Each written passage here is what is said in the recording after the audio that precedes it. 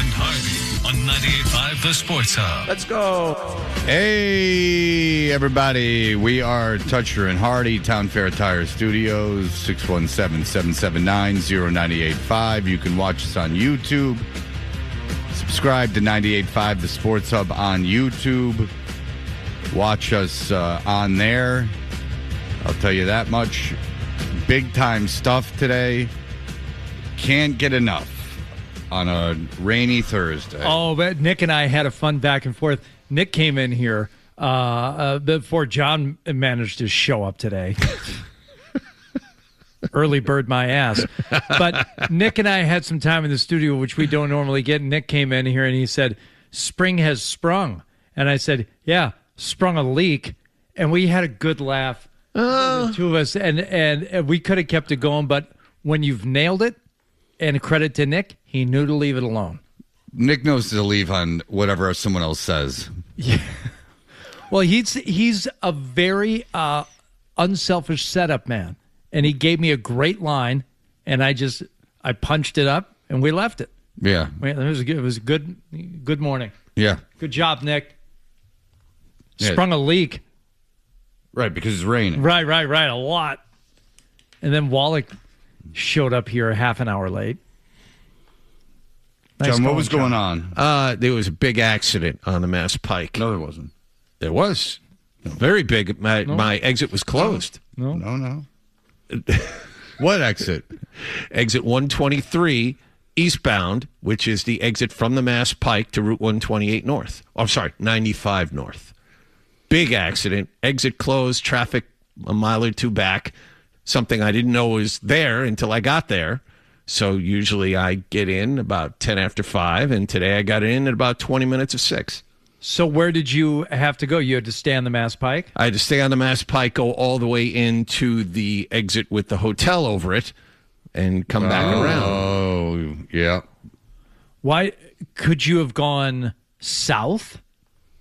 No. It's exit to both north and south. I'm sorry. Oh, that's how they get you. Yep.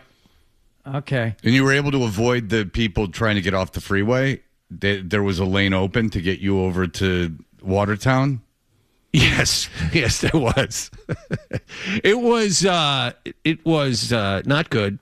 Not good because, as you guys know, you're powerless. You're sitting there, and it's 3 lanes, 4, because there are always some idiots who think they can skirt the system by driving around the breakdown lane because they figured, this will be an easy way off, and they had 4 lanes all the way down to 1. You know what that makes me want to do, actually? Because up until doing this show, even though it was the same route in here, every single time, maybe once I had to go a different way, I would still use Waze driving to work for the midday show. Yeah. Right? Now, for Dorchester, I had different routes, and I was just used to using Waze every day just to see what was what. But never have to use it in the morning. You know, it might be worth just popping it on just to see. Had you done that, John? There are about 18 different ways. 18 different ways I could have gone had I known the accident was there, and I would have been here on time. But I did not check because why would you? You know, it's 5 a.m. Why would you check? Yeah, well, so there you have it. That's why I got screwed today. So. Waze is too turkey jerky. Waze is too funky. Waze gets too cute. Waze will put you through a neighborhood. We've talked about this. There's that famous northeastern route you took. Yeah, to get to work or to get home from work. I forget which it was. It was to get home from work. Yeah, and it took me into bad. a building. Well, sometimes you got to know when to ignore it. That's what I like is directions that sometimes are often false. Always use Apple Maps. Always. Never use Waze. Ever. I use Google Maps is what I use. I do not use Waze. And before that, I used MapQuest. But then that even got too ghetto for me. Like, I did use MapQuest when we were in Dorchester because I found it the most, locked in.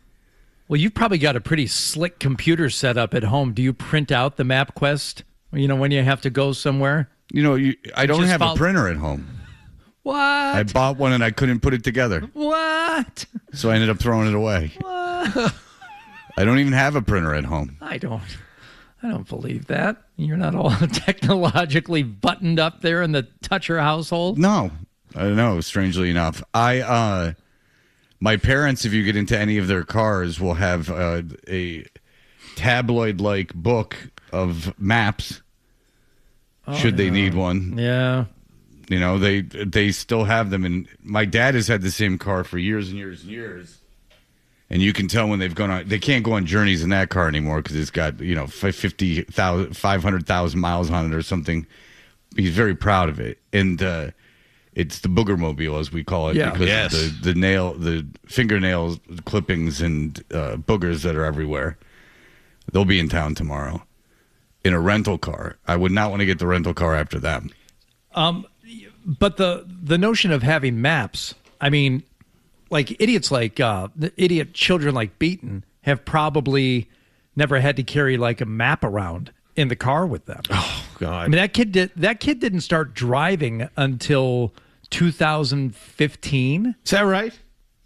Yeah. Probably 15, 16. Yeah, the math works. Yeah, so he's probably never had to consult a map, at least in the car. Can you imagine what Beaton would do if presented with a map? He wouldn't know what to do with it. The unfolding and I tried explaining to my daughter. What the hell is this? I mean, never mind the fact that there are kids going to UMass, like probably on our freaking street. But there are kids like in Canton who go to UMass, but every time she needs to go to or from, she expects one of us to drive her there or go pick her up. But believe me, I don't really mind it, but there are some times I'm like, hey, if there's someone like literally a quarter mile away from here that from high school who is also going out there, couldn't you share a ride? No. All right. So her roommate lives in Plymouth. Okay. Yep. So I said, hey, you guys are attached at the hip anyway, and you're going back and forth on pretty much the same times. I said, why don't on one of these times, I said, I'll shoot down 95 and we'll pick an exit somewhere near like 495 because that's generally how we get out there. And if your roommate is coming up from Plymouth on 495, and makes all the sense in the world. Not easier than easy. Not to a 19-year-old. What do you mean?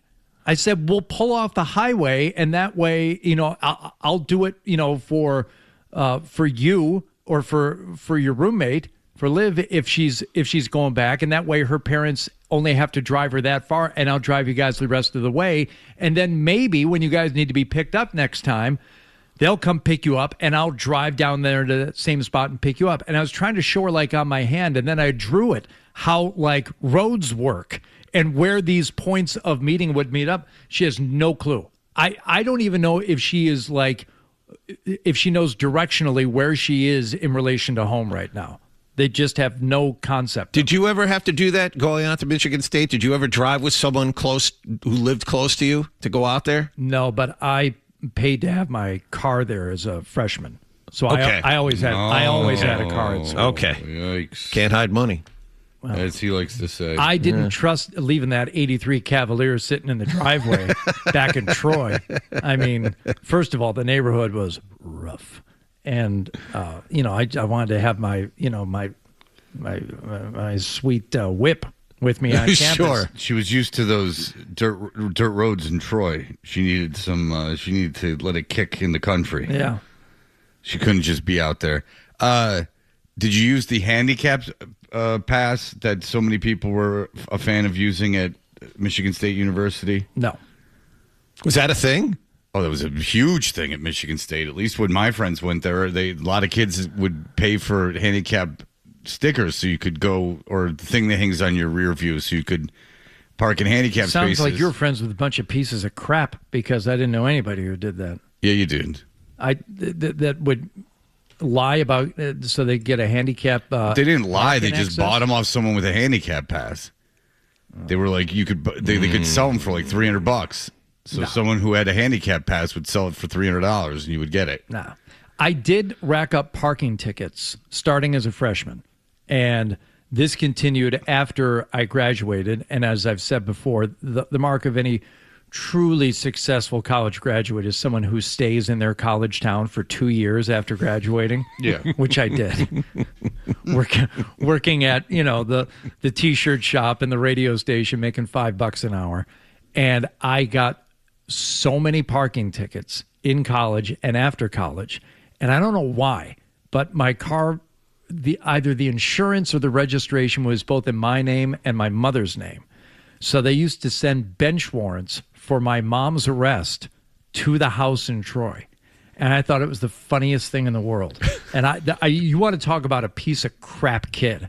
Like, if that happened now, I would drive out to wherever, my kid was and say, hey, I'm going to hold you upside down and shake the money out of your pockets to go pay off all these parking tickets. Because I didn't know what a bench warrant was. I didn't care. She would call me practically in tears. Robert, I got another bench warrant for my arrest. You have unpaid parking tickets. You're going to get arrested. I got more Love time. You, bye. I got more time than money, Holmes. But that was it. I would have paid the tickets if I had the money. I didn't have the money. Sure, give me a parking ticket. It means nothing to me. I don't have the $25. Can't do it. Won't pay it. You should have just gone to jail and done the jail time. Were the parking tickets ever resolved? Did you ever pay them? Yeah, because my car got towed. Twice. There you go. Yeah. Then it started impacting your life. So we were living renting a house off campus again, post graduation. Me and a couple of other real winners that had also finished school. Well, Steve, who you met, Fred, didn't graduate, but he was done with school nonetheless. Yes. And this house we were renting, the cops came with a tow truck and towed my car away from the house. I went out, I'm like, what are you doing? They're like, you spotted your car. You're the I was Kramer. I was the scofflaw. They have a list of license plates to look for. I was the white whale they were looking for. Wow. And they told, and that was terrible because I had enough $15 and $20 tickets to where I had to go pay like $400 in order to just pay the tickets off and then pay the tow fee. It broke me. I had to borrow money to do it. Wow. No. That's a lot. Yeah. Don't get parking tickets would be an easy way to avoid that, but sometimes you just got to park and go get some pizza. You don't have time to find an actual spot. No. Especially at East Lansing when they're just selling people the right to be on campus without enough parking. And everyone's being irresponsible. And they're not going to people with handicap placards and buying them from them, which is a favor to them. As a freshman, I parked at the Islamic Center over off of Hagedorn, I think. They were very nice. They only charged me $300 for the year. Oh, really? Yeah. That's not bad. I was just going to say, that's a good price. Yeah, it was. It was good. Now, did they give you a sticker or something that they would know? Yep. So were you driving around with a sticker of this Islam Center? Yeah. How big was it? It was the entire back window. Yeah. So it was like almost like you were that was your identity at school. Yeah. Wow. There was people like come up to you, Assalamu alaikum, my brother. Alaikum salam. Yeah. Yeah, you know how it went. Yeah. A whole year. Yeah. Yeah. Hardy would just be I was like, Rob X. I'll just, he'd be putting a carpet down in the middle of the class. You'd be, what's going on? And he's like, it's that time, Hardy's got to pray to the east. He'd be on his knees. It's funny you mentioned that. I want to look it up right now. I believe the Honorable Elijah Muhammad's real name might be Robert Poole. Oh. How about that? Real name. Forgive me. His slave name. Thank you. Well done. Thank you. Let's look that up. That's the Honorable Elijah Muhammad. Yep. The calypso singer turned activist. Mm-hmm. Born Elijah Robert Poole. Wow. How about that? Uh-huh. Did you have some cred with the Islamic people because your name was Robert Poole? Could they pull it that far? Absolutely. Well, that and I would wear the garb. What if your mom one day was like with her male friend and she was in town and she was like, Hardy, it's before I die, I just want to let you know something. Your father's not your father. Yeah. Oh. He had a distant cousin named Poole who got me pregnant, but then he started leading a very polarizing black group. Yeah. So we decided to move in with who is now considered your father. Right. Oh, you could say so many more things on the air. If Elijah Muhammad was your dad. Oh, it'd be something else.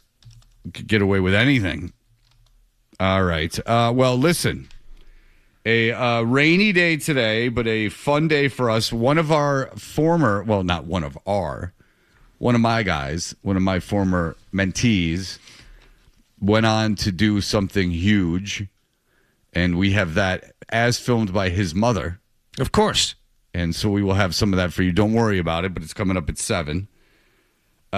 We have more of Jordan. She is she's becoming active again. She's up to a lot. She's got, I know she has these business interests, but she has a lot of time for the computer. Well, she has time for it now that Code Black has taken the championship at the adult cheer non-tumbling. Non-tumbling, division. yes. Her schedule freed up considerably. Yeah.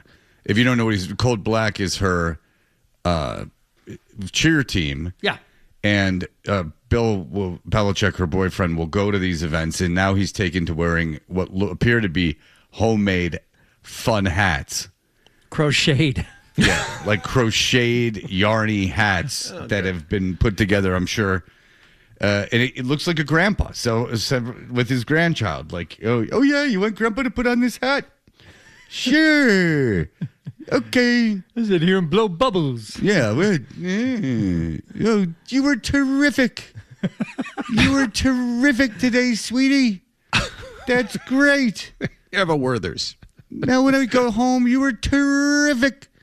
Now when we get home, let me just lay down. And boy, today was exciting. I'm going to need to lay down and get my CPAP. Terrific. Way to go.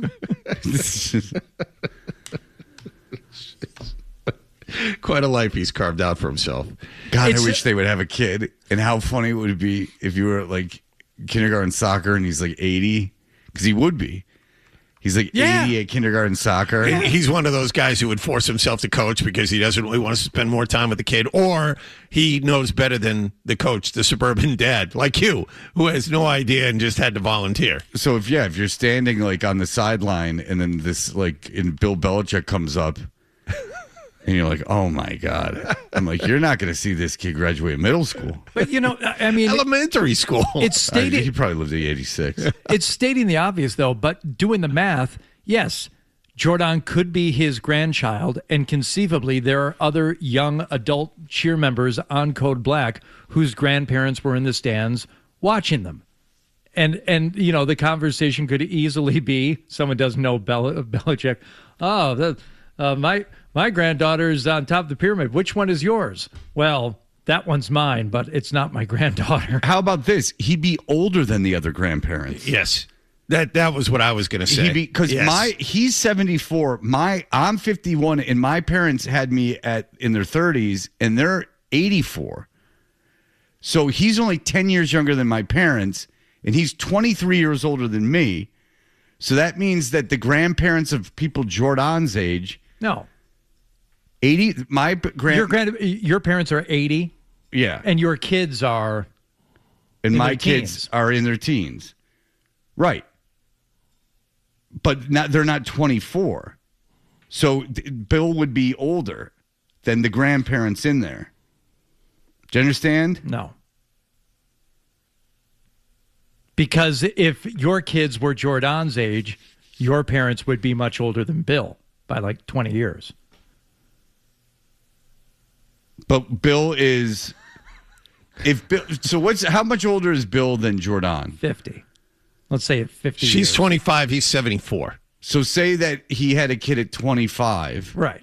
And then that kid would have to have kids at 25. So it would be a young grandparent. On the younger. It'd be on the younger side. Okay, very good. All right, you had to figure out the math. Way to wreck it, Hardy. Wow. Yeah, I was trying to make it sound worse than it was, and you had to bring reality into it. I don't like that. All right, we'll be back in just a moment. But down in North Carolina, he's probably an old grandparent.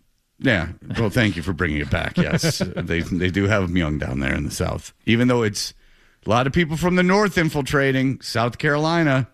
It's where everyone wants to move. Baba Everyone's Booey, getting tattoos. Yeah. Gary Tanguay, Gary Delabate, every Gary wants to move down there. All right, we'll be back in just a moment. You're welcome, sir. Did you catch watch the game last night. What happened last night's brought to you by Leonard Hair Transplant Associates, where your hair doesn't have to be a game of what happened. So change your lettuce and change your life with Dr. Matthew Lepresti at 1-800-GET-HAIR. What's going on, Hardy? Red Sox in Toronto wrapping up their set with the Blue Jays yesterday afternoon. Wilson Contreras in the first inning. Kaboom! There's a shot. Drilled high and deep to left. You can kiss this one goodbye. Keep it for yourselves. That one is something called ding-a-dong, ding-ding-dong. And the Red Sox strike. Let it go. Let it go out of the yard. First, Wilson Contreras with his 7th of the year. You're going to feel like touching 4 bases on the way around. It's 1-0 Sox. Yes, Put it on the board. 1-0 Red Sox there in the first inning. What could possibly go wrong? Well, 2 words, Brayan Bello on the mound, and you know what he likes like to do. Scott. Ah, very good. Ripped from the headlines. Put Charles in charge. Well done. Yeah, he likes to throw a lot of pitches. He likes to put guys on base. And a line drive down for a base hit. That brings in 1 run. Here comes the second run, Sanchez. The throw never gets there. Runners will hold it first and second, and Toronto behind Okamoto's base hit takes a 2-1 lead. You know, Bello would then throw a wild pitch, and runners would advance, and another run would score. But he got out. And he would get into the 4th inning, 2 outs, but then he walked Brandon Valenzuela, and that was it. Walked a 9-hitter. Not a good thing. No. Fernando Valenzuela, he got him to walk? It's amazing. He's been dead. It's impressive. Brandon Valenzuela. Bello, by the way, not happy about it after the game. And that is ball 4. And here comes Tracy. So he goes only 3 2/3 today. It started out awfully well, shaking his head as the Sox interim manager comes out to get him. Still shaking. Contreras has a word for him. Tracy takes the baseball away, and Bello once again fails to go very deep at all in the game. 3-1 Toronto. Okay. That was his 5th start. Anyone want to guess how many times he's seen the 5th inning? That was his 5th start, you Yep. say? Once. Correct. Yeah. He's made it to the 5th inning once in 5 starts. That's not great. Shaking his head. I don't think he was shaking his head at the manager. He think he was shaking his head like, I don't belong out here. Got an ERA of 9 after last night. So you're not good. Not good at all. Well, part of what's our manager's name again? Chad Tracy. Thank you. Tracy's calculus in this, he's like, well, yeah, there's some guys on base there, but here, let's let him describe it. Is that kind of what led to you taking him out there in the 4th? Yeah, I think the stretch of hitters that had reached base and the full bullpen. Obviously, Weiss threw a decent pitch to Clement, and he put a pretty good swing on a decent pitch, and that obviously didn't work. But with a full bullpen, a lot of everybody available, we decided if we needed to be aggressive, we would. So we went ahead and did that. Yeah. As he said, they brought Greg Weissert in, and there's a drive socked into the left field corner, carrying, and that ball's gone. A home run. First of the season for the leadoff man, Ernie Clements. It is a 2-run shot. It is 5-1 Toronto. Yeah, the manager even sounds like Craig Breslow, which annoys me. And the other part of it is Breslow's gotten rid of everybody. This is your team. This is all the people in charge are guys that are favorites of your president of baseball operations. This is it. There's no excuse left. And this is how they're playing. I'm glad you said that, John, because, yeah, he sounds a little bit like Breslow on that first cut. Listen to this one. Brian didn't look too pleased to be coming out there. No, but I don't. Most pitchers I know don't like to come out in the 4th inning, so that's okay. Did you address it with him, or is he in a pillow fort? Is he trying not to wake up guys who are napping deeper into the clubhouse? A lot of pitchers don't like to come out, so that's okay. On the 4th inning, so that's okay. That's okay. It's okay. Don't worry about it. Just everyone cool out. It's okay. It's okay. He's the little hairy hothead sometimes. So if you talk in this kind of tone, he won't get so mad. I told Brian, don't be a poly pissy pants. You just go ahead and take your lumps, mister. did you address it with him or speak with him about? What, I do like a letter? I'm sorry, I'm not in light in the mood. Not yet, no. I mean, just with the game moving, we just got in, so we kept the game moving, and I could talk to him. Yeah, you had to keep it moving. I talked to him. I had to talk him off the ledge, so to speak. Not literally. We were in a big convoy of hunks. Keeping it moving. Chugga, chugga, chugga, chugga, chugga, chugga, chugga, chugga. Keep it moving. Why do you have a magazine out and your iPhone light on? You're very distracting right now. Oh, piss off. What are you doing? I'm doing something called preparing for 725 while doing this segment with you and doing a fairly good job. But you keep shining that light in my eyes. John. Come on, what are you doing? Everyone slow down. Let's do this seriously. Okay. So, will you put that away, please? I have my iPhone light. Just point it the other direction. In the hallway, I saw a Boston magazine, the one with Vrabel on the front. Mm-hmm. And then I disagreed with Adam why he was on the front. But then I went, oh, this could be good. And I'm going through the 100 top Bostonians because I'm going to change up what we do at 725. We were going to do something, but I think this is funnier. Okay. And so, while we're talking and you guys are talking equally, I'm just going through and seeing if there's any names I recognize. Like some guy who runs a company or runs a college or is in politics, I'm not overly interested in. They're probably pretty popular. No. But there are some people in here that are pop culture-y that are kind of funny to make fun Fred, of. look at me. I appreciate you and I understand what you're doing. I don't appreciate being blinded by that light. So, John, the light on my phone is on. Now, you tell me. Now it is shining directly in your eyes. That's annoying. It's not blinding, but it's annoying. It's annoying. Get on YouTube, everyone. This is considered annoying in this room. Yeah, First of all, I'm old and blind, and I can't. When I have my we like to contacts keep in. it dark in here. Otherwise, We got to get super sexy. That's right. You guys are stinkers. put some readers on. You won't have to use that light. The problem is when I have contacts on, I can't read, and then if I put readers on, it feels like I have magnifying glasses on my face. It's like I'm robbing Peter to pee on Paul. To what? What are you doing to Paul? Robbing Peter to pee on Paul. Yeah. Paul's not going to like that. No, Peter's not going to like it. Paul likes it because he gets paid I see. to let me do it. Did you address it with them or speak with them about? Not yet, no. I mean, just with the game moving, we just got in, so we kept the game moving, and I can talk to him. Yeah, I'm going to talk to him later. So there we go. There's the 8-1 final from Toronto yesterday.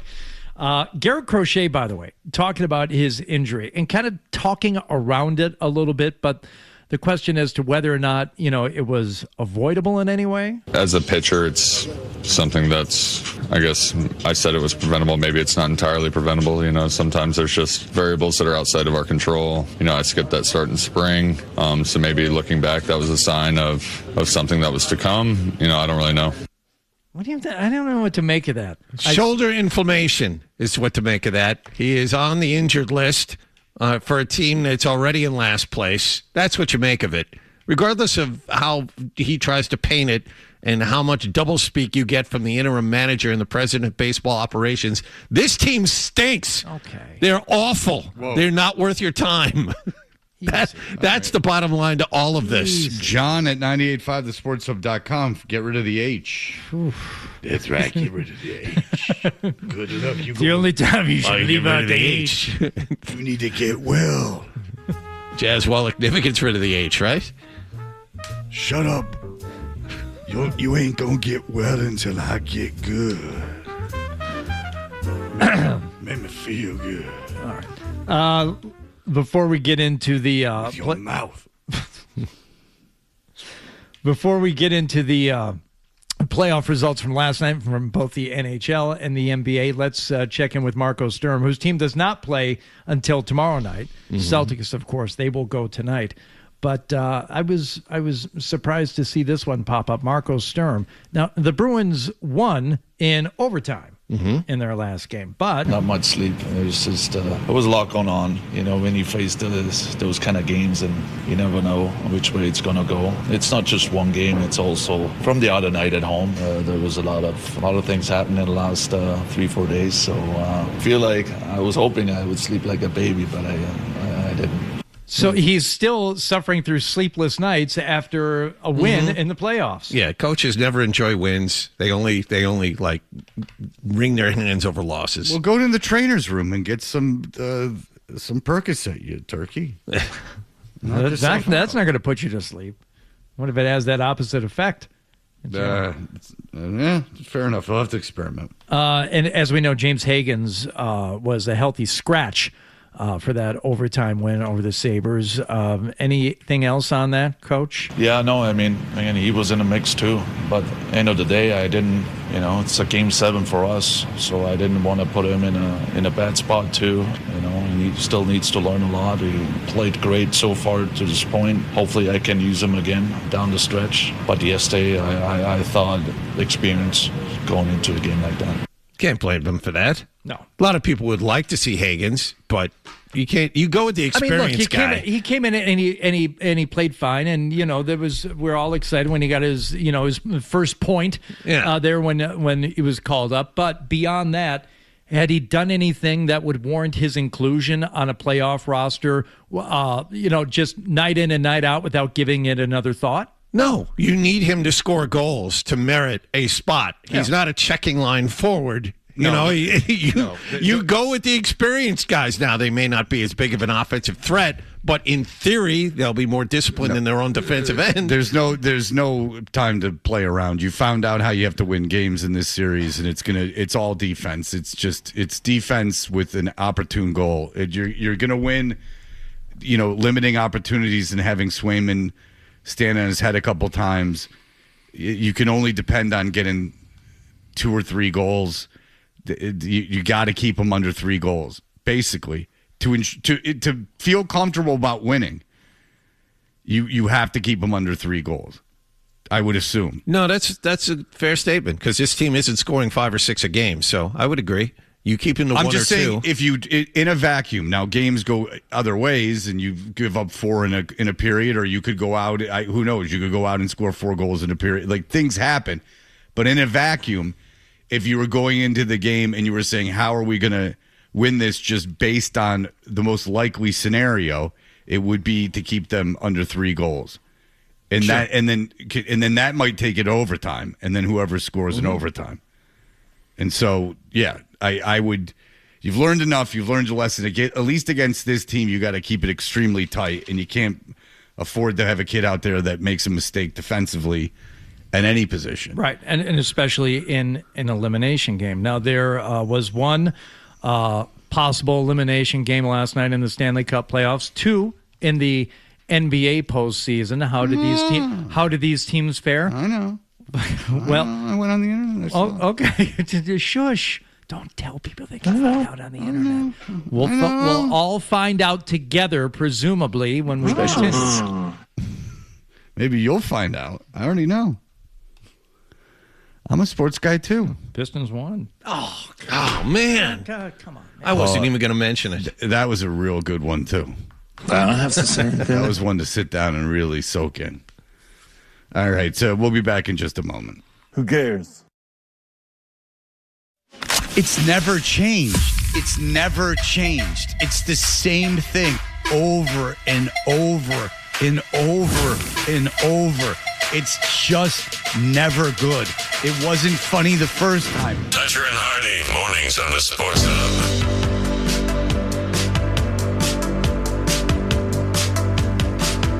Hey, everybody. If you're just getting up, today's just blah. Today's just a real blah.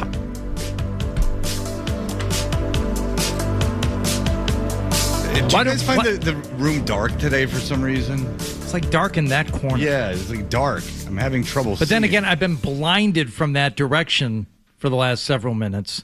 So maybe now it just seems oddly dark because I don't have that spotlight. I don't know if you had to call HR, though, because I did get an email from the company saying, just a heads up, it was to all staff. Yeah. But careful with iPhone headlights or flashlights. Said, please. Oh, racial unifier David Allan Coe has died. Oh. Kid Rock, big fan of David Allan Coe. Yeah, Take this job and shove it. Isn't that his song? Yeah, that among other things. You can go deeper into his career. No, thanks. Well, you got to know it's there. Did he write Take This Job and Shove It? I think that's like the song that he's known for. No, that's Johnny Paycheck, isn't it? Oh, Johnny Paycheck has got so there's Tales from the Road or Tales from the Tour Bus. It's this animated show Mike Judge from Beavis and Butthead did about these stories that these guys would tell about being on the road with famous musicians, and they would animate them. And they did one on Johnny Paycheck. It's really good. He was all messed up. Hachi Machi. Oh, song written by David Allan Coe. Yeah, but and Johnny Paycheck popularized by Johnny Paycheck. Yeah. He said, take this job and shove it. I ain't working with these blacks no more. Oh. That's basically how the original version went. David Allan Coe, very racist. Let's get back to these elimination games as the Celtics have one tonight where they can eliminate the Philadelphia 76ers. The Bruins be facing elimination tomorrow night. Last night, there was a hockey game, and we have time to play all the goals from it in 14 seconds. Michkov gets it back across at the line. York with a shot. They score! Cam York from the point of the Flyers winning it over. Can you play the beginning of that one more time? Sure. As Philadelphia eliminates Pittsburgh with the overtime goal in an otherwise 0-0 game. Here it is from the beginning again, Fred. Michkov. Oh, that's where Balky's from. Balky, where are you from? Michkov. Oh, cousin Larry. Oddly, you and Balky continue to get those hot blonde chicks. No question about it. No, there's nothing problematic plot-wise or logically. Not at all. These two stunningly beautiful women that just happen to be in your building in Chicago, while you two are idiots, not unattractive idiots. It all makes sense. That run a antique store. Yeah. Mm-hmm. They have chosen you. Yes. The two of you as their partners. Yes. So there you go. Philadelphia wins that one. The Detroit Pistons, oddly, down 3-1 to the Orlando Magic and facing an elimination last night. Cade Cunningham said, not so fast. Cade will drive it. Cade stops and fires. Fills it up! Cade Cunningham with 31.3 seconds left. And he has just set a career playoff single-game scoring high with 45 points. The previous record held by the great Dave Bing with 44. That is George Blaha, who's been doing games since 1976.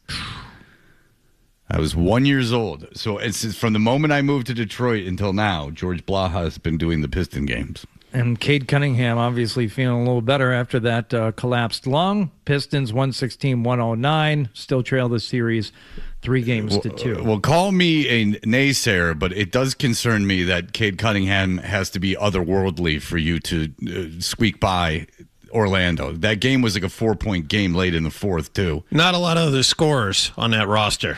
Tobias Harris is one, but after that, the pickings are slim. I guess Duncan Robinson could light it up. He never does.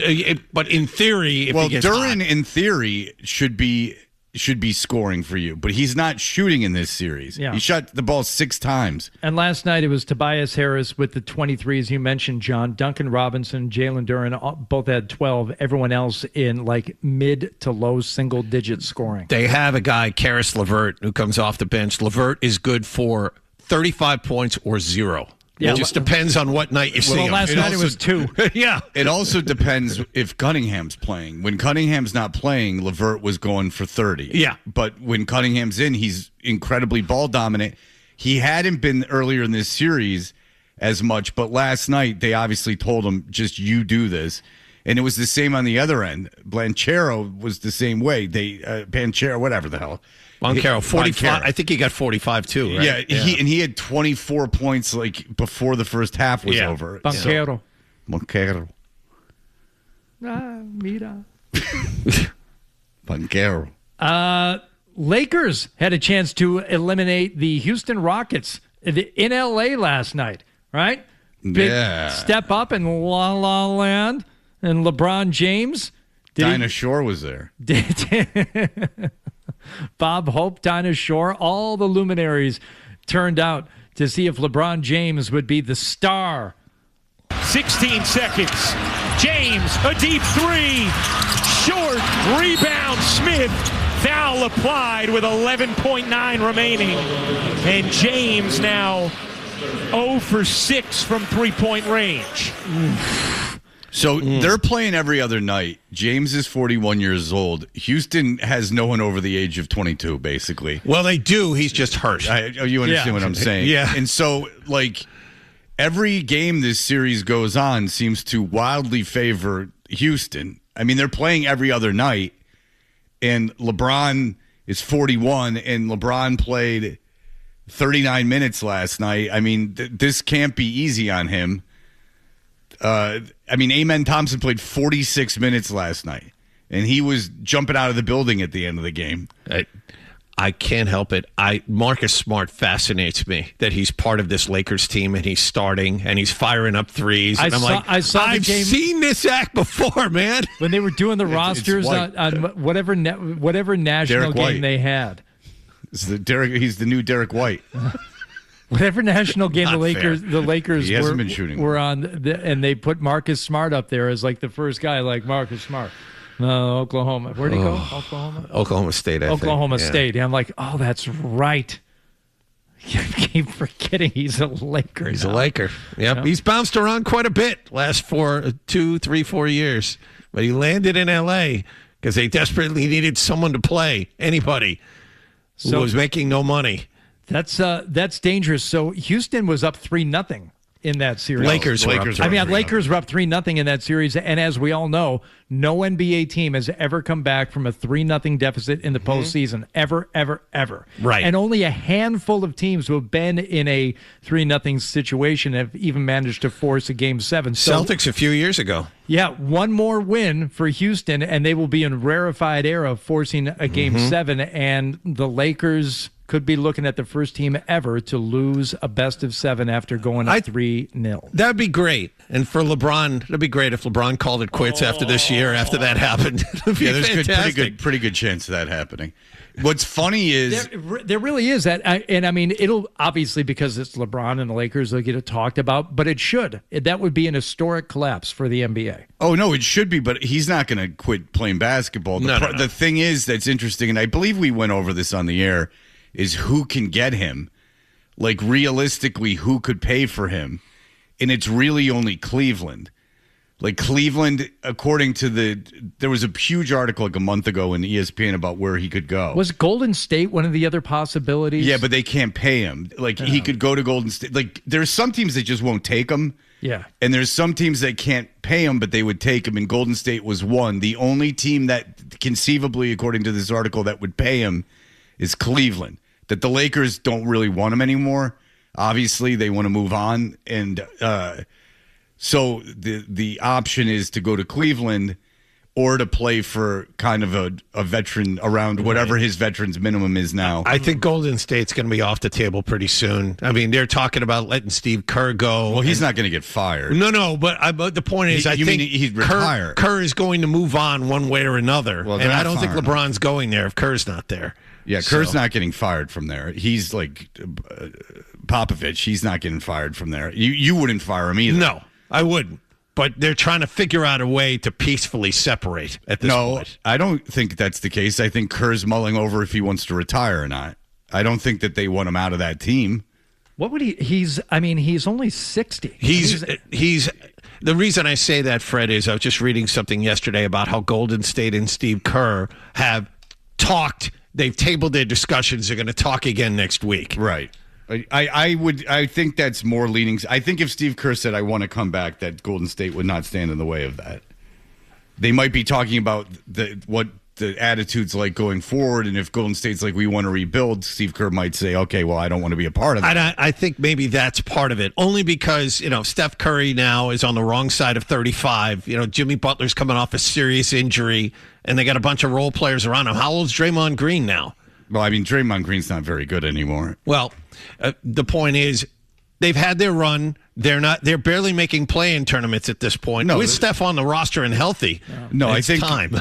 I think Kerr has to figure out if he wants to go through a rebuilding process, and then you can't.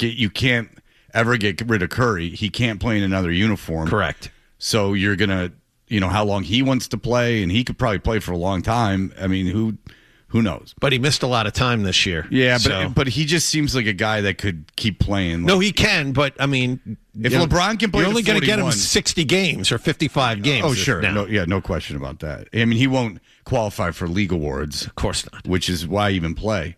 All right, so we'll be back in just a moment. A good friend of ours, in fact, some would say someone that has seeked out the greatest in leadership figures, almost father figures, has made good, and it's time to celebrate him. We'll be back in just a moment.